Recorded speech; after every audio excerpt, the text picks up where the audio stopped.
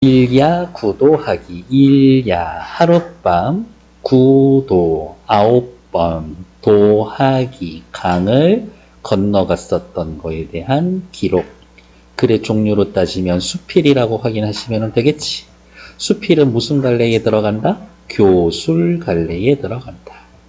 교술 갈래의 특징 살펴보면 뭐 있어요? 실제 자신이 체험한 경험을 바탕으로 하죠? 내가 경험한 겁니다. 1인칭. 경험한 것만 쓰면 되나? 거기에서의 얻는 깨달음을 줄 수가 있어야지. 소재라든지 형식에 제한이 없습니다. 소재와 형식에 제한이 없을 거예요.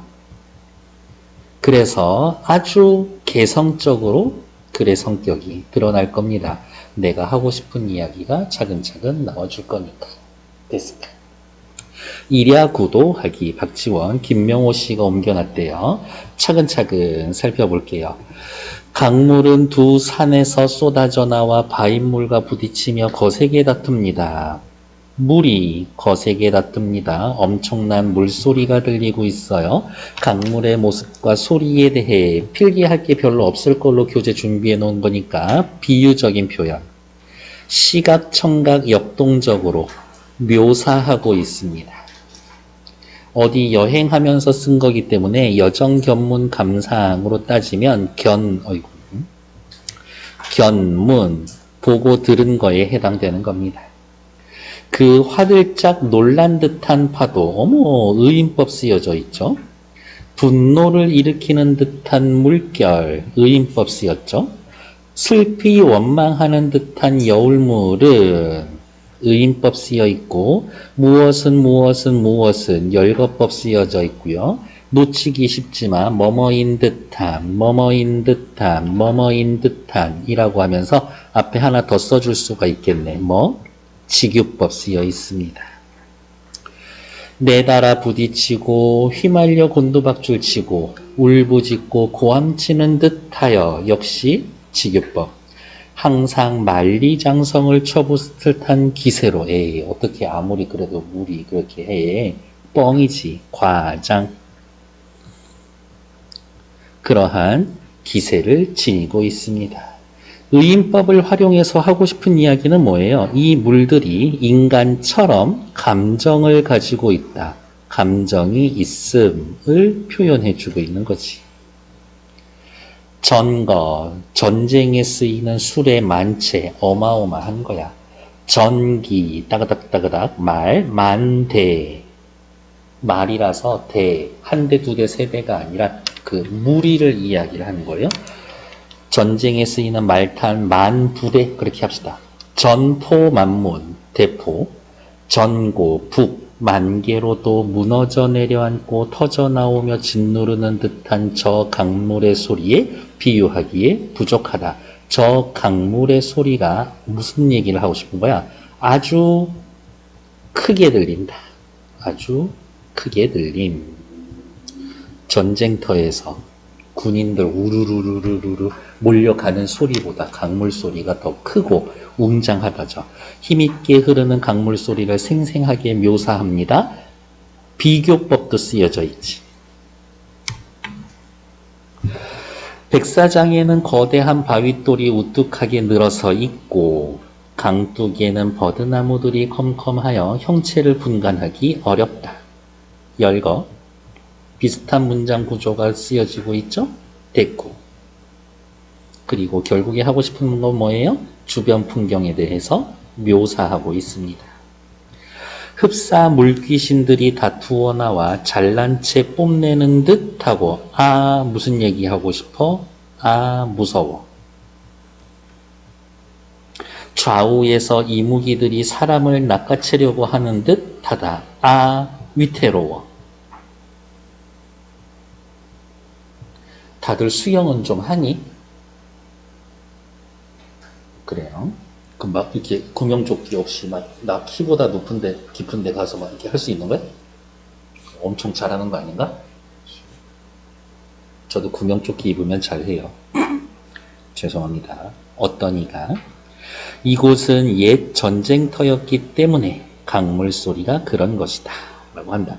전쟁터라고 강물 소리가 크게 난다라는 것은 강물 소리가 고정된 거라고 보는 일반적인 인식을 보여줍니다. 여기 체크하죠. 강물 소리가 고정된 것이라는 일반적인 인식. 하지만 당연히 글쓴이는 이러한 일반적인 인식과는 다르겠지. 하지만 그 때문에 그런 건 아니라고 생각한다. 그러면 또 옆에다가 삿대질 해놓고 어떤 이와 이 글을 쓴 나는 물소리에 대한 생각이 달라요. 강물 소리란 어떻게 듣느냐에 따라 달려있을 뿐이다. 내가 먼저 별표하려고 그랬는데 이미 별표가 되어 있죠. 강물 소리란 어떻게 듣느냐에 따라 달릴 뿐이다. 이렇게 바꿔볼까? 강물 소리란 외부의 조건이란 혹은 외부의 환경이라는 것은 어떻게 듣느냐, 어떻게 생각하느냐에 따라서 달려있을 뿐이다. 세상만사 마음먹은 대로 요 정도의 느낌이지. 다양하게 들리는 물소리와 듣는 이의 마음가짐 이렇게 할까요? 마음가짐에 따라서 물소리가 달라지는 것이다. 나는 산중에 살고 있었는데 어머 수필에서의 나는 누구예요? 글쓴이지. 경험을 떠올리고 있습니다. 아 맞아. 수필 1인칭의 문학이라고 그랬었지. 자신의 경험을 떠올립니다. 자신의 경험이니까 거짓말 하지는 않았을 거예요. 사실적이지. 자신이 직접 경험한 거니까 말 그대로 체험적이고 언제적에? 예전에 옛날 생각하는 거니까 회고적이다. 회고적이다. 이러한 말도 쓸 수 있지. 대문 앞에 큰 계곡이 있다. 해마다 여름철이 되어 소나기가 한 차례 지나갔다 하면 계곡물이 갑자기 불어나 노상 전거와 전기와 전포, 전고 소리를 듣게 되니 아주 웅장하고 큰 소리가 나게 됩니다. 귓병이 날 지경이 되었습니다. 솔직히 이것도 조금 뻥인 것 같아요. 물소리가 아무리 커도 어떻게 귓병이 나? 나는 예전에 방문을 닫고 누워서 그 소리를 다른 소리에 비추어 견주어 보면서 들은 적이 있었다. 다른 물소리와 한번 비교해 보았습니다. 내가 아는 거랑 뭐가 다를까? 솔숲에 바람이 불 때 나는 소리. 아, 너무 살랑살랑하고 평화롭죠? 이 계곡물 소리는 계곡물 소리를 청아하게 들은 경우다. 끊고. 산이 갈라지고 언덕이 무너지는 듯한 소리. 이것은 흥분해서 들은 경우다. 끊고. 개구리떼가 다투어 우는 듯한 소리. 이것은 우쭐해서 들은 경우다. 만 개의 축이 연거푸 울리는 듯한 소리. 이것은 분노하면서 들은 경우다. 끊어. 아, 내가 청아하게 들을 땐 솔숲의 바람 소리가 나고 내가 흥분해 있었을 때에는 산이 갈라지고 언덕이 무너지는 듯한 소리로 들리고 내가 우쭐우쭐해서 들을 때에는 개구리떼가 소리내는 것처럼 들리고 내가 분노하면서 들었을 때에는 만 개의 축이 울리는 듯한 소리로 듣고 있습니다.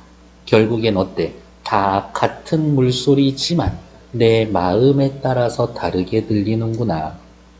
마음가짐에 따라 다르게 들리는 계곡물 소리를 빨간색으로 체크. 마음가짐에 따라 다르게 들리는 계곡의 소리. 다양한 비유적 표현으로 열거를 하고 비유, 열거, 계곡물을 다른 소리와 견주어 보는 모습에서 견주어 봅니다. 그러면 밑에다가 써야 되겠지. 비교. 글쓴이의 뛰어난 관찰력이 드러난다. 관찰력만 드러나는 건가? 아니요. 글쓴이의 개성도 함께 드러나는 거지.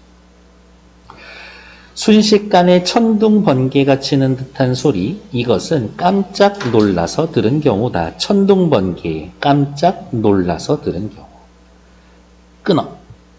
찬물이 때로는 약하게 때로는 세게 끓는 듯한 소리. 이것은 운치 있게 들은 경우다. 운치 있게 운치 있게 들었을 때는 뭔가 끓는 듯하게 들린다.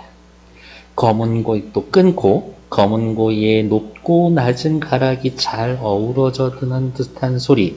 슬퍼하면서 들은 경우다. 슬퍼할 때에는 검은 고 소리처럼 들린다. 끊어. 한지를 바른 창문이 바람에 우는 듯한 소리. 누가 왔나 하면서 들은 경우다. 누가 왔나 하면서 들을 때에는 바람이 우는 듯한 소리가 들립니다. 이렇게. 자, 역시 빨간색으로 별표. 그런데 이것은 여기에서의 이것이 나타내는 소리는 뭐예요? 물소리가 다양하게 들리는 거지. 물소리가 다양하게 들림.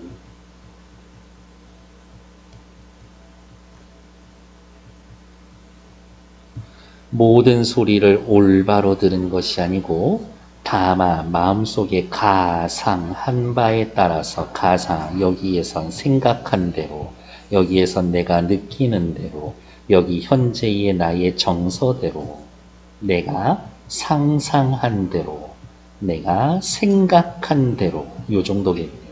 내가 생각은 앞에 한번 썼구나. 그럼 생각 지우지. 내가 생각한 대로 귀가 소리를 지어내는 것일 뿐이다. 귀가 소리를 지어내는 것이다. 어머, 여기에도 의인법 쓰였고, 내가 생각한 바에 따라서 이렇게 고칠까요? 그렇게 소리가 들릴 뿐이다. 내 생각대로 소리가 들릴 뿐이다. 자, 또 다음 페이지 볼게요. 지금 나는 밤중에 한 줄기의 강을 9번이나 건넜습니다. 어머, 여기 앞에 부분까지는 과거를 회상하고, 아이고야, 과거를 회상하고, and 더하기, 그때의 나의 깨달음에 대해서 이야기한 거고, 이 부분으로 넘어오면서 이제 현재로 다시 돌아왔지. 지금 나는 밤중에 한 줄기의 강을 9번 건넜습니다. 일야구도. 이 강은 북경의 국경 너머에서 흘러나와 만리장성을 돌파하고 유하, 조하, 황하진천 등 여러 강물들과 합류하여 미룬성 아래를 지나면 백하가 됩니다. 여기서부터 여기까지 구체적 지명을 언급했습니다. 나는 어제 배로 백하를 건넜는데 백하가 바로 이 강이 하류였다.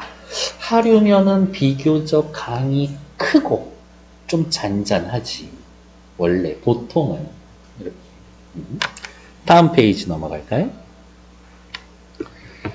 내가 처음 요동에 들어왔을 때는 바야흐로 한여름이나 뙤약 뼛속을 가는데 어머, 박지원 아저씨 요동 가면서 써놨었던 소설 하나, 소설이랬다. 글이 하나 더 있었는데 혹시 기억나는 거 있어요?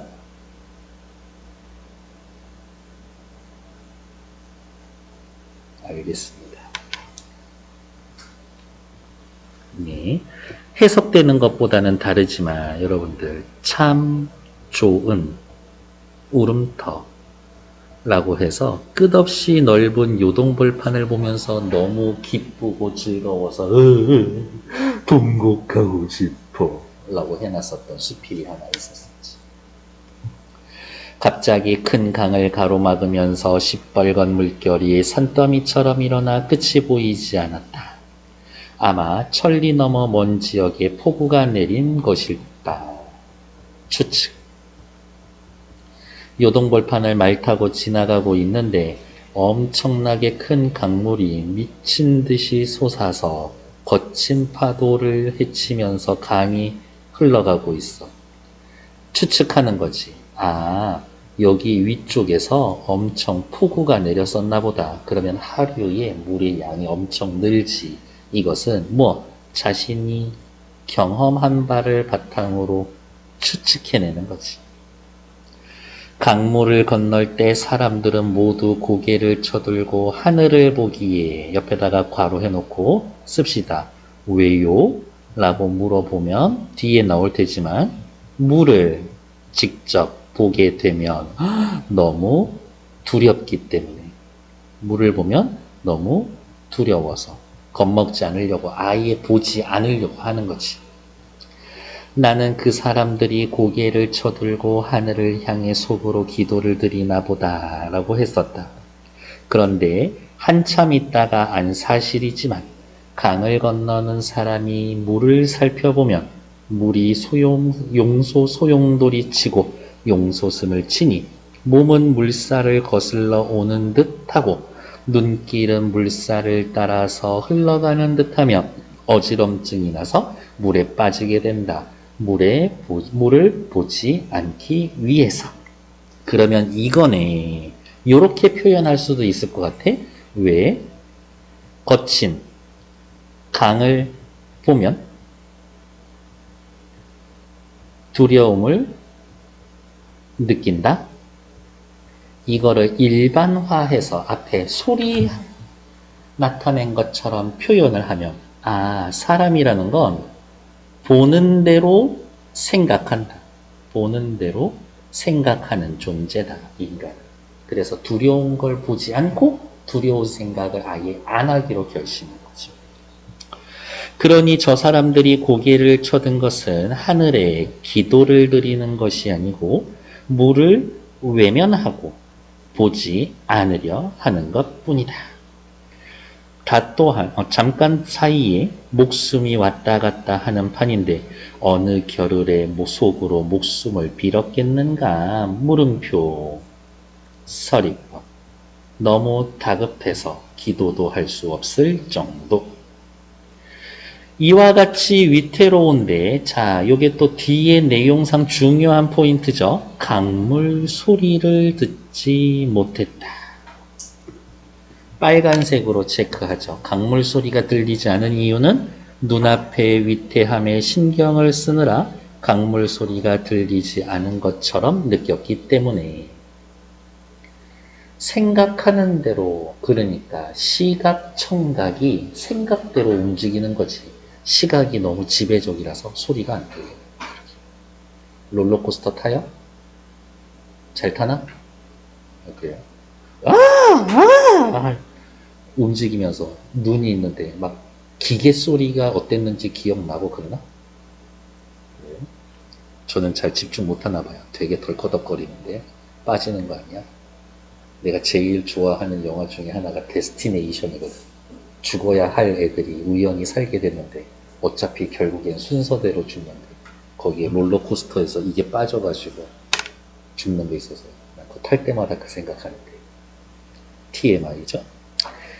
요동벌판은 평평하고 드넓기 때문에 강물이 거세게 소리를 내리지 않는 거다라고 모두 말했다. 거짓말. 소리 나는데 듣지 못해놓고 이렇게 얘기하고 있는 거지. 밑에다가 이렇게 쓸까요? 그럴 리가 하고 이렇게 괄호해 놓고 써놓을게요. 낮에는 눈에 보이는 것에만 현혹해서 그것 봐. 들리는 것에 신경 쓰지 못한 거지. 진짜 소리가 나지 않는 거 아니야. 그러나 이것은 강에 대해서 잘 모르고 한 말인 것이다. 요 하가 소리를 내지 않은 적은 없지만 밤중에 건너지 않아서 그랬을 뿐이다. 자, 그러면 밤에다가 동그라미. 밤은 어때? 시각은 작동하지 않죠. 오로지 청각만 작동하는 거지. 그러니까 밤에 강을 건너면 물결은 잔잔했을 텐데 왜 이렇게 소리가 컸을까? 라고 생각할 수 있고, 낮에는 물을 살펴볼 수 있었던 까닭에 시각이 지배적이었었던 까닭에 눈에 오로지 위태로운 데에 쏠려서 한창 벌벌 떨며 두 눈이 있음을 도리려 우한 근심 걱정으로 여기던 터에 또 어디서 소리가 들렸겠는가? 서립. 즉, 낮에는 보기만 하고 그것 때문에 듣지 못해. 왜? 청각에 사람들이 집중하지 못했기 때문에. 그런데 지금 나는 밤중에 강을 건너가기에 눈으로는 위태로움을 살펴보지 못하니 위태로움이 오지 듣는 데서 쏠리어 귀로 인해 한창 벌벌 떨면서 걱정을 금할 수가 없었다. 그러면 이렇게 정리하셔야 돼요. 뭐라고? 낮, 밤, 시각, 청각, 정사. 낮에는 시각이 있고 청각을 못 쓰죠. 밤에는 시각을 못 쓰고 청각만 쓰지. 그래서 둘 사이에 정서가 어때? 요게 중요한 거야. 둘 다 두려움은 느껴. 둘 다 두려움은 느껴. 요게 공통점이라는 거지. 두려움을 둘 다 느끼는데 그 두려움이 어디에서 오냐? 그 정도만 구분하시면 됩니다. 나는 마침내 이제 도를 깨달았도다. 깨달았어? 그러면 그게 주제와 연관이 되겠죠? 그리고 바로 이러한 부분이 교술갈래의 특징이 되겠지. 교술갈래의 특징이 될 겁니다. 마음을 차분히 다스린 사람에게는 귀와 눈이 누를 끼치지 못하지만 시각과 청각을 통해서 얻은 정보로 두려움을 느끼지 못하지만 제 귀와 눈만 믿는 사람에게는 자신이 보고 있는 감각에만 의존하는 사람에게는 보고 듣는 것이 자세하면 자세할수록 병폐가 되는 것이다. 즉, 따라서 무슨 얘기하고 싶은 거야? 여러분들 보고 듣는 걸 너무 믿지 마세요. 이거지. 옆에다가 이렇게 쓸까? 당신이 보고 들은 것만 너무 믿지 말라. 이런 얘기 하고 싶은 거지. 보고 들은 것만 너무 믿지 말라. 이렇게. 그래서 여러분들 눈에 지금 제가 못생겨 보일 수도 있지만 사실은 나 되게 잘생겼을 수 있다고. 옆에 글쓴이의 깨달음이 직접적으로 드러납니다. 의외로 중요한 포인트죠. 깨달음이 직접 드러나 있다.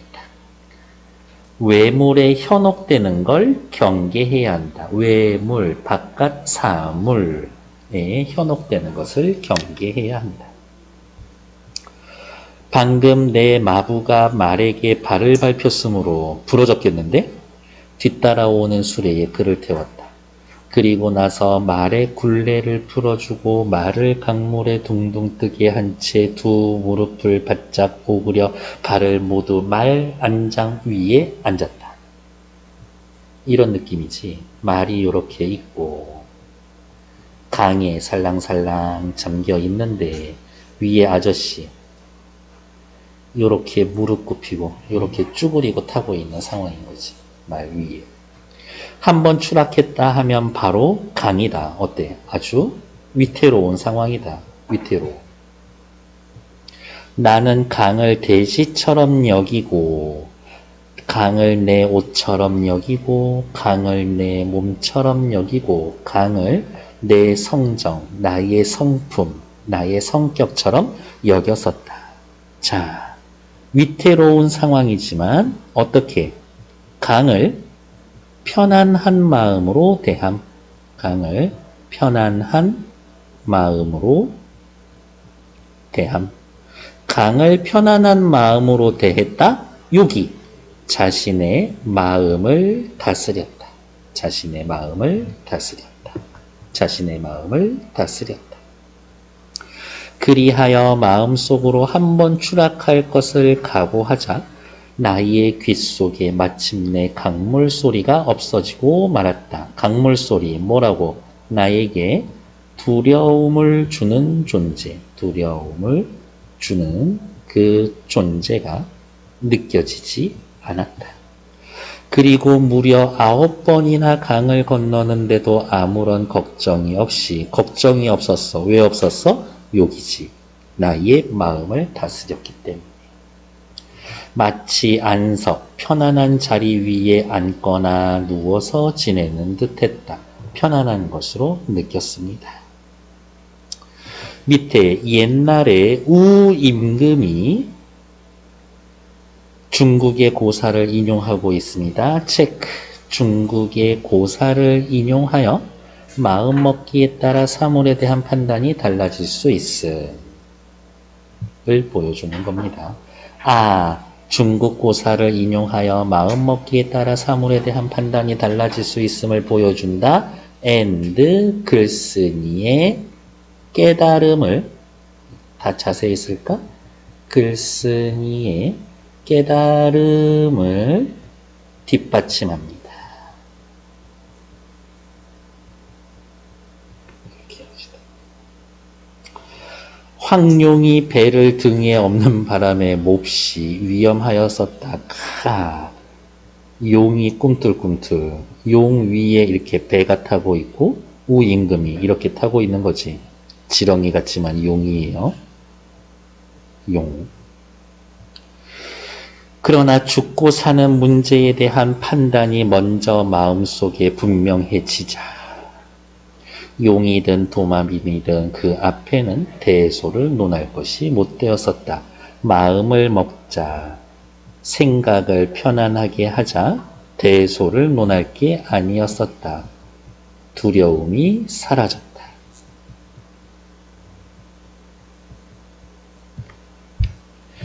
소리와 빛깔은 나의 외부에 있는 사물이다. 두 글자로 줄이면 외물. 이러한 외부의 사물이 항상 귀와 눈에 누를 끼쳐서 얘네들이 두려움을 주다. 누를 끼치다. 여기에선 두려움을 주다. 혹은 사람을 현혹하다. 사람이 올바르게 보고 듣는 것을 이와 같이 그르치게 하는 것이다. 그러면 이렇게 체크할까요? 외부의 사물, 소리와 빛깔은 사람의 일을 그르치게 한다. 잘못하게 한다.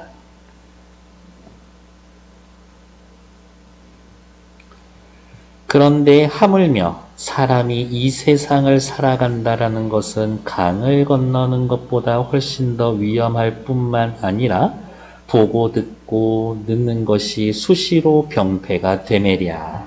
병폐가 되는 것은 말이 좀 빠져 있죠. 더 말할 것도 없다. 이렇게. 나는 장차 나의 산중으로 돌아가서 대문 앞에 계곡의 물소리를 다시 들으며 이와 같은 깨달음을 검증하고 이와 같은 깨달음 뭔데요? 마음먹기에 따라 다릅니다. 그러면 밑에 나와 있으니까 미리 체크할게요. 이와 같은 깨달음 빨간색 밑에 외부의 사물에 현혹되지 않는 삶의 자세. 이렇게 화살표 하면 되지. 이와 같은 깨달음을 검증하고 처신에 능란하여 제 귀와 눈의 총명함만 믿는 사람들에게 경고할 것이다. 즉, 제 귀와 눈의 총명함만 어떻게 믿으면 안 돼. 믿으면 안 돼. 믿지 않으면 어떻게 하면 돼? 그것이 눈에 보이는 거 그대로 믿지 않으면 돼. 괄호 열고 외부의 사물에 현혹되면 안 돼. 그리고 이렇게 또 체크할 수도 있겠죠. 제 귀와 눈의 총명함만 믿는 사람들. 글쓴이가 이 글을 쓴 이유도 되고 바로 이 글의 예상 독자지. 예상 독자. 예상 독자. 고전 수필이고요. 한문 수필이고 기행 수필이고 한 번만 더 쓸까? 수필은 교술 갈래에 해당합니다. 자신의 있었던 일을 체험하고 분석하고 교훈적이고 설득적이고 그 다음에 다양한 비유, 비교, 열거, 두려움을 느낄 때와 두려움을 느끼지 않을 때에 대조, 깨달음을 보여주고 또 뭐 할까? 요 정도. 하룻밤에 강을 9번 건넌 경우. 그리고 하나 더 써야지. 옛날 생각하죠? 회상적이다. 그리고 옆에다 하나만 더 쓸까? 우임금의 상황을 인용하기도 했었지. 자신의 체험을 바탕으로 주장하고자 하는 바를 뒷받침합니다. 주장하는 바를 뒷받침할 때 자신의 체험 말고 또 뭐 있었어? 우임금의 이야기 더하기 인용 하나만 더 써놓지. 치밀한 관찰력이 있대. 그렇죠. 사물의 본질을 꿰뚫어보는 사색적이고 관조적인 태도. 됐고 밑으로 내려와서 글의 구성. 다양하게 들리는 물소리와 듣는 이의 마음가짐. 화살표 하면 되지. 마음가짐에 따라 물소리가 다르게 들립니다. 역시 또 나오죠. 생각에 따라서 다르게 들리는 물소리. 강을 건너는 경험을 통해 얻은 깨달음. 외물에 현혹되지 않는 올바른 삶의 자세. 주제가 마지막 부분에 나타나 있습니다. 글쓴이가 산중집에서 경험한 것과 깨달음. 옆에다가 괄호해놓고 과거. 방문을 닫고 누워서 계곡물 소리를 들으면 경우에 따라서 듣는 이의 여기 경우에 따라서 마음가짐에 따라서 똑같은 얘기라고. 경우에 따라서 마음가짐에 따라서 둘이 똑같은 거. 들리는 소리가 달라집니다. 이거 글의 종류 수필이라고 그랬죠? 일정한 형식에 따르지 않고 무형식. 자신의 느낌이나 체험을 생각나는 대로 쓴 산문 형식의 그 생각나는 대로. 그러니까 딱히 형식이 없습니다. 형식이 없어요. 무형식. 요즘 형식이 왜 안 나올까? 도봉순 이후로 못 본 것 같은데. 그렇게 착하게 생긴 스타일의 남자애를 좋아해. 됐고, 그리고 사실 수필은 한마디면 끝나죠. 신변 잡기적이다. 신변 잡기적이다. 무슨 말이에요? 자신의 주변에서 일어나는 잡다한 일을 기록해 놓았습니다. 그게 신변 잡기적이다지. 자신의 주변에서 일어나는 잡다한 일을 기록했습니다. 지가 쓰고 싶은 걸 쓰고 싶은 대로 쓰니까 성격 드러나겠지. 자신을 직접 드러낸다. 개성이 강하다. 형식적 제한이 없다. 다양한 형식으로 쓸 수가 있다. 그래서 대놓고 수필, 편지, 일기, 기행문 얘네들 전부 다 수필, 교술갈래에 들어갑니다. 작가의 개성에 따라 체험을 통한 깨달음, 인생에 대한 성찰, 사회 역사에 대한 인식, 자연에 대한 감상 등 다양한 재질을 주제로 쓸 수가 있습니다. 다음 페이지 볼게요. 이 글에 나타난 개성적인 표현 방식, 의외로 이게 중요할 수가 있습니다. 화들짝 놀란 파도, 분노를 일으키는 듯한 물결, 슬피 원망하는 듯한 여울물이라고 해서 밑에다가 쓸까요? 열거, 직유, 의인파. 화들짝 놀랐어요. 시각, 분노를 일으키는 듯한 물결, 시각, 슬피 원망하는 듯한 소리가 들리는 것처럼 청각적 심상. 즉 다양한 비유법과 다양한 심상을 활용하고 있다. 그렇게 쓸 수 있지. 만리장성을 쳐부술 듯한 기세를 지니고 있습니다. 과정. 전고 만개로도 무너져 내려앉고 터져나오는 짓누르는 듯한 비유하기에 쟤하고 얘하고 비교. 뭐하고 몇 개 여기 점점점에 있었던 거죠? 열거. 잠시만요. 다양한 비유법 쓰고 있어요. 솔숲에 바람이 불 때 나는 듯한 소리, 직유법, 청각적 심상, 뭐하고 뭐한 거, 열거. 이런 소리가 나는 거는 내가 이럴 때다. 이런 소리가 들리는 건 내가 저럴 때다. 이런 소리가 들릴 때는 내 기분이 이런 거다. 문장 구조가 비슷하죠? 됐고. 밑에 그래서 얘네들을 다 정리하면 청각, 시각, 이미지 활용합니다. 학교 시험 문제에서는 이렇게 말을 바꿀 수가 있어요. 다양한 감각적 이미지를 활용한다. 의인, 과장, 열거, 직유법, 다양한 표현법을 쓰고 있습니다. 이 정도 확인해 놓으시면 될 것 같습니다. 됐고 밑으로 잠깐 내려올까요? 낮과 밤에 대한 것들. 그렇지, 얘네 구분하셔야지. 첫 번째, 낮에는 시각으로만 봅니다. 소리가 들리지 않아요? 밤에는 청각으로 느낍니다. 듣는 것에 신경을 써서 소리가 두렵습니다. 이렇게. 옆에다가 하나 더 써야 되겠다. 뭐라고 쓸까? 밤에는 강물이 보이지 않음.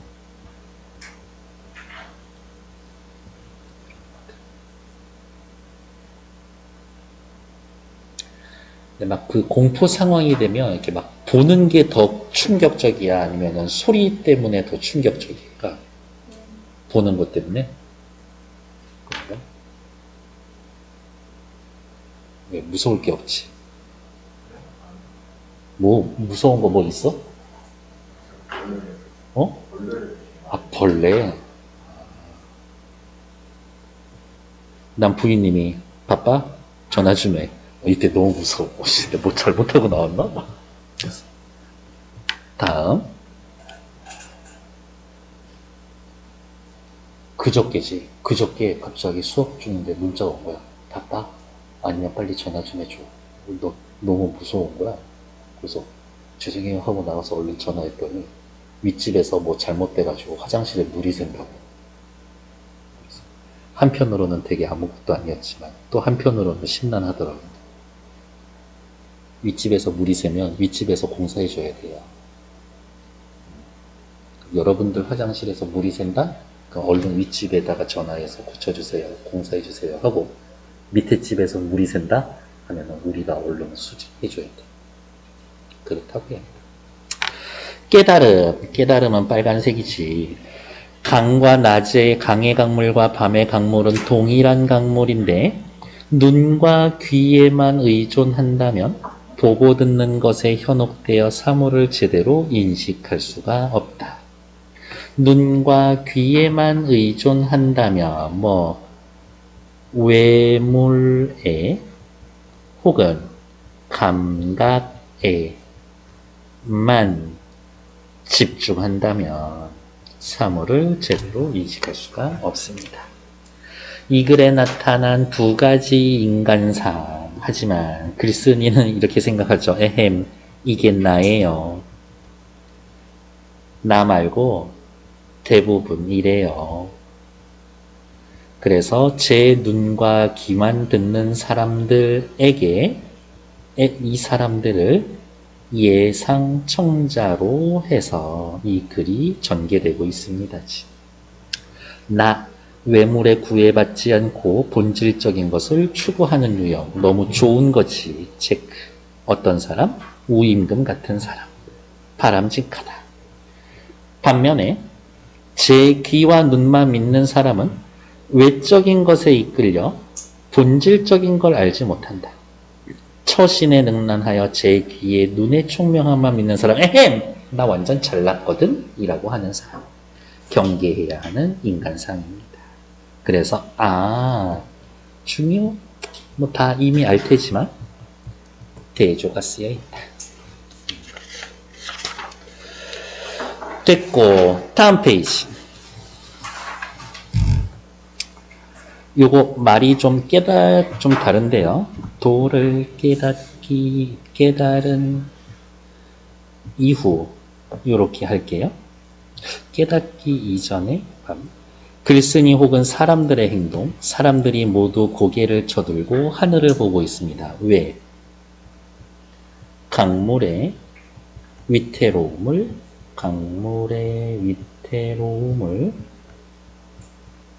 보지 않으려고. 왜? 강물의 위태로움을 보면 두려움이니까.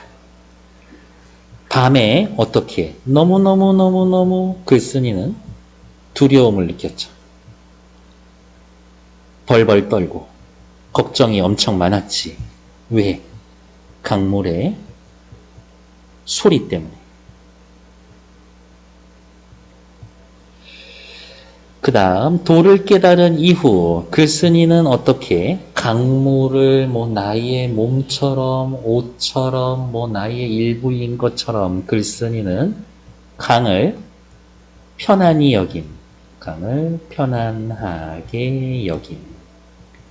편안하게 여겼죠? 왜 그럴 수 있었을까?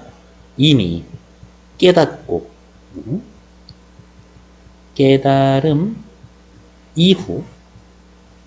깨달음 이후 마음을 다스렸기 때문에. 됐을까? 밑으로 내려올게요.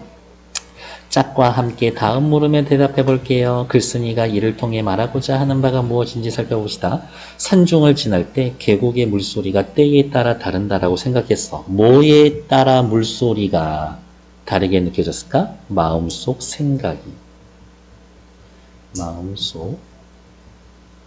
생각이 그때 달랐기 때문에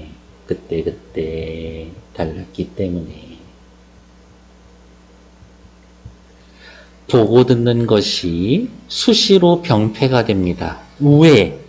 보고 듣는 것에 뭐 하니까 사람들이 현혹되어서 보고 듣는 것에 현혹이 돼요. 본질을 파악하지 못하기 때문에 못하고 그릇된 판단을 내리기 때문에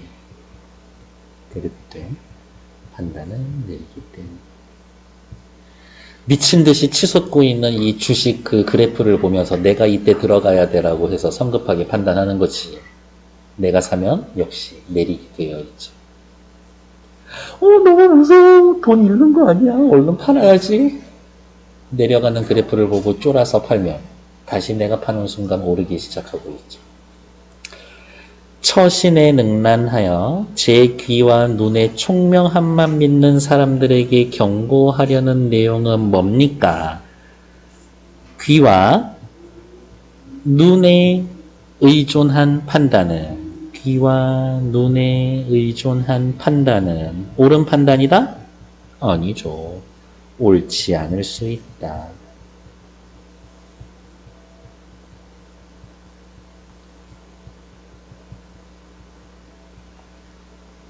됐을까요? 근데 보통은 보고 들은 걸로 판단하지 않나? 뭘로 판단해? 지 마음대로 그냥 끌리는 대로 판단해? 말하고자 하는 바 두 글자로 줄이면 주지. 이 글의 주제는 뭐예요? 외모에 현혹되지 말고 마음가짐을 다스리는 일이 중요하다. 외모에 현혹되지 않고 그냥 간단하게 쓸까? 외모에 현혹되지 마라. 스스로 마음을 다스려야 한다. 뭐 이런 얘기 찾으면 되겠고, 강물 소리를 뭐 비유한 표현들은 하나둘씩 찾아보시면 될 것 같고요. 됐고, 그 다음 또 잠깐 넘어가고 또 넘어가고, 그 다음에 네 뭐 어디 여기 있지. 감상의 틀, 뭐 그냥 보충 자료로 있으니까 요 정도는 한번 읽어보셔도 될 것 같습니다. 다음 페이지. 물소리를 다양하게 분석하여. 그러면 여기다 분석적이라고 쓰면 되지. 그 소리를 듣는 사람의 마음가짐과의 관계를 탐구하고 있다. 사물의 본질을 꿰뚫는 사색적, 관조적, 바라보는 태도가 있다. 치밀한 관찰력을 보이고 있습니다. 다양하게 들리는 사물 소리에 세심한 관찰을 합니다. 외부의 사물에 현혹되지 않는 삶의 자세를 교훈을 줍니다니까 교훈 좋겠지. 경험을 통한 삶의 이치를 제시하고 있습니다. 내가 직접 겪은 이야기, 체험적. 다음, 방문을 닫고 누워서 계곡물을 듣는 체험. 내가 기분이 이럴 땐 이렇게 들리고 저럴 땐 저렇게 들리고, 듣는 이의 무엇에 따라서, 마음가짐에 따라서 들리는 소리가 달라집니다. 하룻밤에 9번 강을 건널 때 너무 편안하게 건넜죠. 왜? 외물에 현혹되지가 않았기 때문에. 마음의 안정을 얻을 수 있었습니다. 기승전결 4단 구성으로 되어 있고요. 다양하게 들리는 물소리와 듣는 이의 마음가짐. 조선의 집에서 물소리를 들었던 경험, 마음속의 생각에 따라 다르게 들리는 물소리. 중국에서 강을 건너는 경험, 그래, 눈에 현혹되면 안 되겠구나. 얻은 깨달음. 강을 건넌 후의 깨달음, 바깥의 사물, 시각, 청각, 외물에 현혹되지 않습니다. 그런데 내용 자체는 어렵지는 않죠. 그래서 저는 여기 시험 포인트가 된다고 봅니다. 여기 시험 포인트가 된다고 봅니다.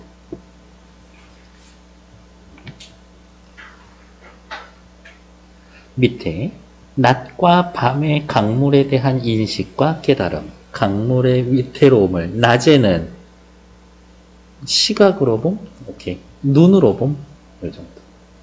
밤에는 강물의 위태로움을 귀로 느낍니다. 동일한 강물이지만 눈과 귀에 의존한다면 보고 듣는 것에 현혹되어서 사물을 제대로 인식할 수 없습니다. 대조적인 인간형 있죠? 마음을 차분하게 다스리는 사람, 누구? 나예요. 외물에 구애받지 않고 본질적인 것을 추구합니다. 나 같은 사람? 우임금 같은 사람.